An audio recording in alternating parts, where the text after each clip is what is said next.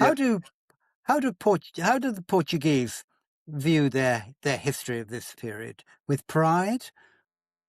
So, so as I've always been interested in the history, I've got the old version, which is I think is closer to the facts, and I believe in more. But there's this new generation of the past 10, 15 years, 20 years that has been taught a different narrative of history and only hyper focuses on some negative aspects. And a lot of this modern generation doesn't truly appreciate its contributions to globalizing the world, to mapping out the world as we know it today. And I think it's a pity that they don't know it as well. That's why I'm trying to help share our history. Many good things were done, some bad things were done. It's history, but nonetheless, the whole world experienced it.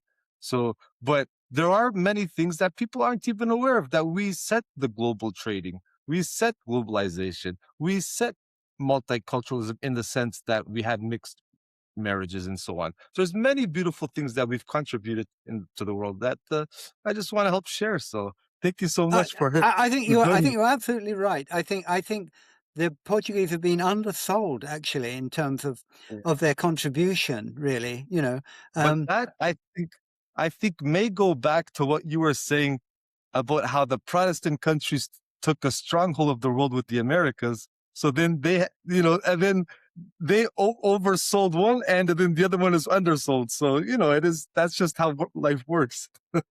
yeah. I mean, and I found doing this work um, um, just so interesting. It was full of Yeah, so many interesting little stories. I was a yeah, bit worried as to yeah. um, what the Portuguese are going to think of this book. No, Um, um, it's um, all good. I haven't pleased everybody. I have to say, I went to Pakistan Hmm. to a literature festival, and I was asked to give a talk on the Portuguese. The Portuguese.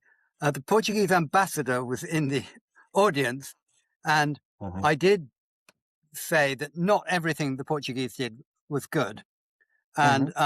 and I quoted because it is remembered, and certainly in Malacca, the destruction um, of this pilgrim ship, the Miri, by Hmm. Vasco da Gama, who blasted it to bits, really.